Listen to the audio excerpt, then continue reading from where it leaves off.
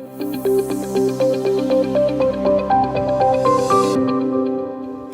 I'm Ellen, and I donated a kidney 5 years ago to my client.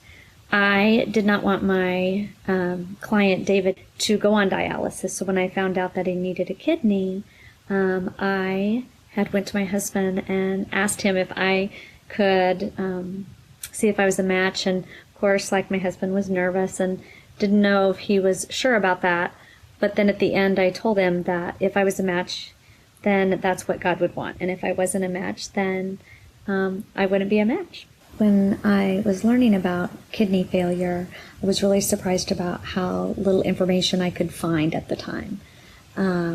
There's so many people that are in kidney failure and they have no idea until it's too late. And so I'm hoping to help bring awareness to kidney failure and just dialysis in general, so people can understand that even though you're on dialysis doesn't mean you have a healthy life or the kind of lifestyle that you would want you or your loved ones to have. I decided to donate a kidney when I had called my client out of the blue and asked him how he was doing. He had told me that he was pretty devastated. He was going to go on dialysis, and he had reached out to some people to let him know that he was going to go on dialysis, and really not that many people, stepped up to see if they would donate. And I had just thought, well, here I am calling you out of the blue. And when I heard about what he was feeling and going through, I decided that I would see if I was a match. And so I did the test and found out that I was the lucky girl, that I would get to donate a kidney to my client. When I started researching about being a kidney donor, I wasn't able to find as much information as I would have liked. And so what I'm hoping and praying is that people really realize that you can have such a great, healthy, normal life, and that the procedure, yes, I was tired for a while, but other than that, everything went incredibly well and great. And I'm hoping and praying that more people donate so we can save more lives. My family, and my husband especially, when I went home to tell him that I was going to see if I was a match, and even when I've told my friends and my family, they all basically had the same comment, like, what if you need a kidney? What about your kids? What I didn't know either, and I found out later, was if I need a kidney after you donate, you go to the top of the donor list.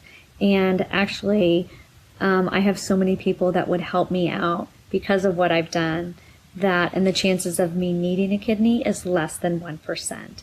And so, it really wasn't, a lot of people say, well, but in the end, they just don't think they could do it.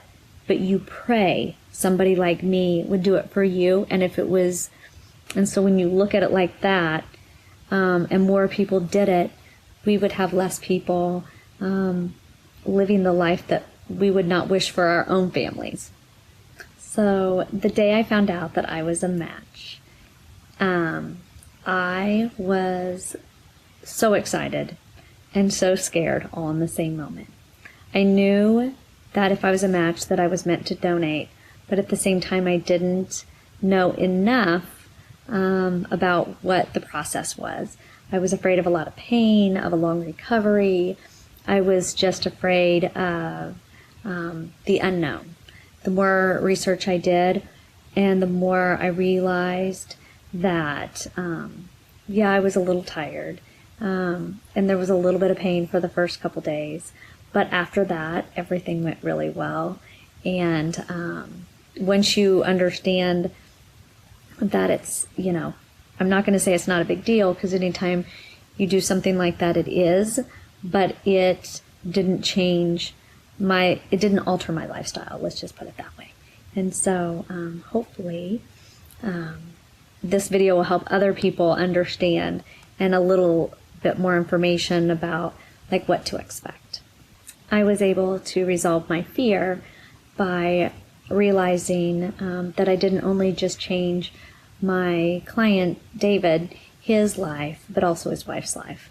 Because both of them together, their life would have changed had I not donated. And so in the end, you might have a little bit of fear, but the rewards outweigh the fear by so much.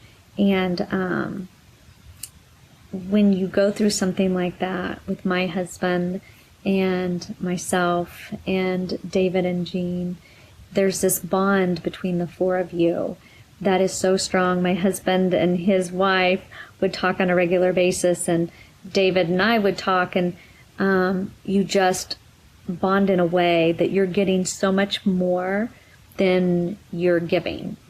So when I decided I was going to donate, I basically went on the internet, and which is good and bad because you learn a lot of the things, all the horror stories, and there were quite a few. But then I got a lot of stories that were positive, but at the end you don't know what to believe or what not to believe.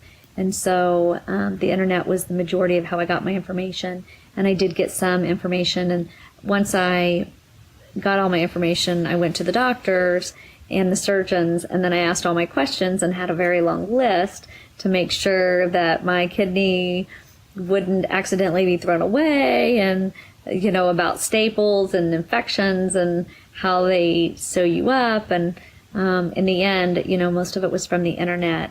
And I just had incredible surgeons and doctors and people at the kidney transplant center that made everything so much easier. When it came to like how much it was going to cost and all of that, and those are some just questions my husband had for me. Actually, my recipient paid for all of that. His insurance covered all of the cost and everything, so there was no out-of-pocket cost for me.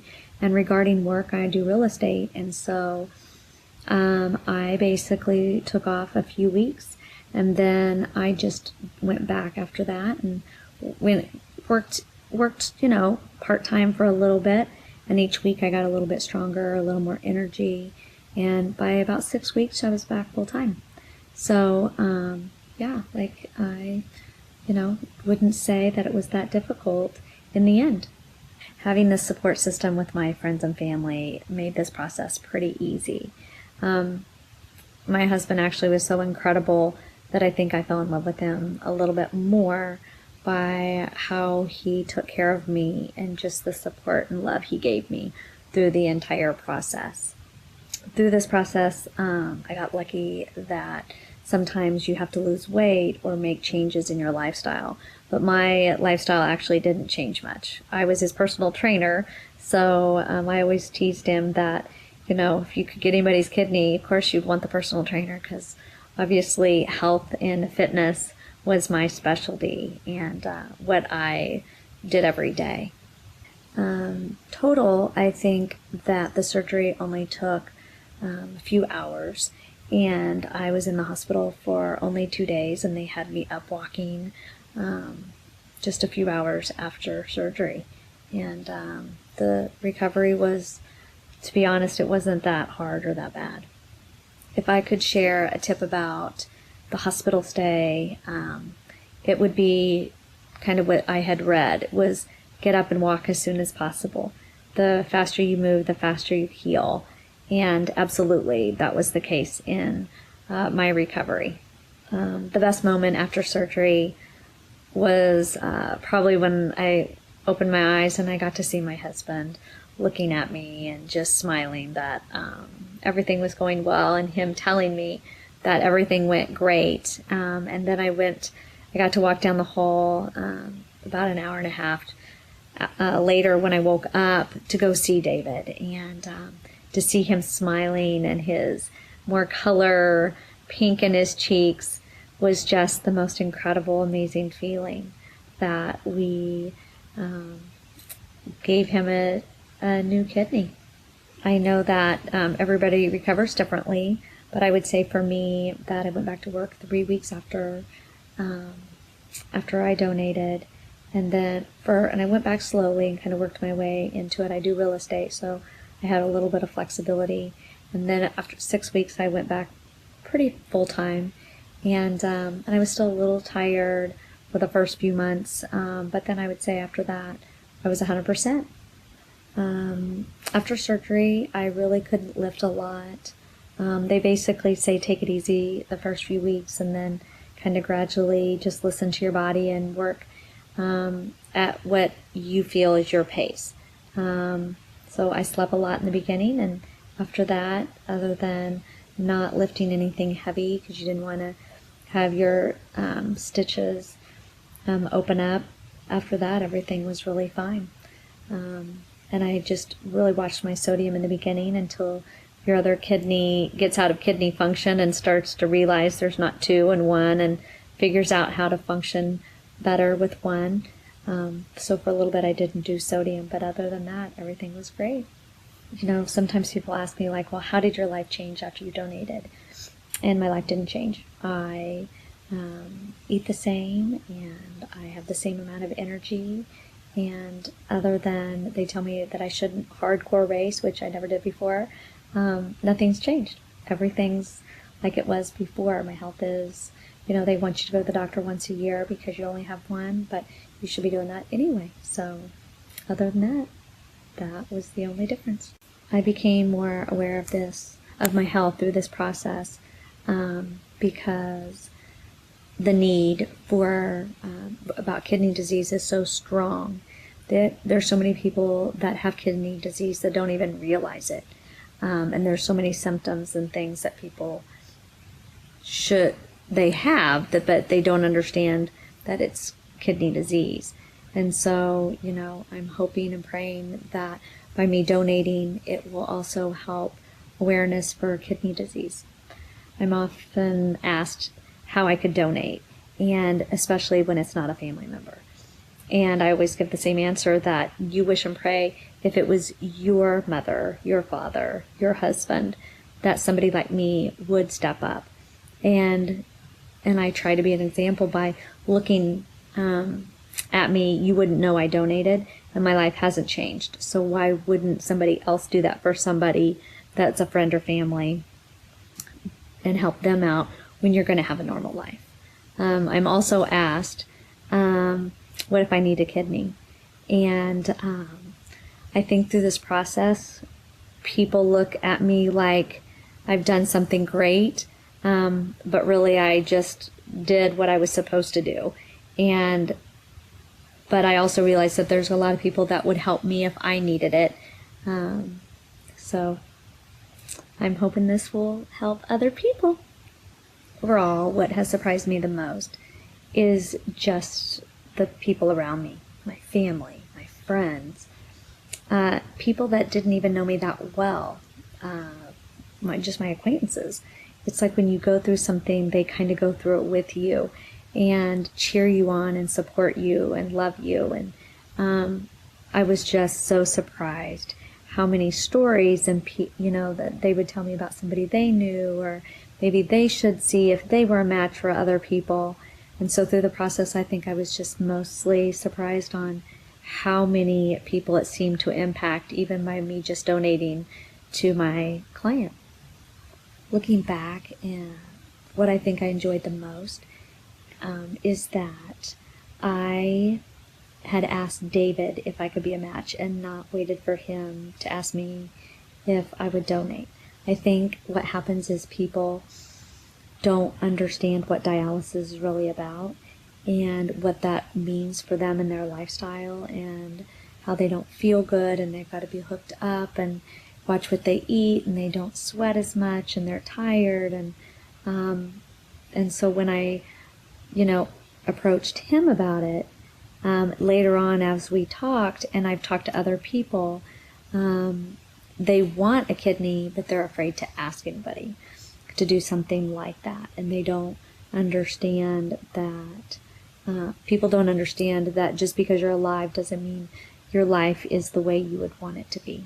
So I'm very lucky and blessed that I asked him, and that when I donated, it worked out the way it did.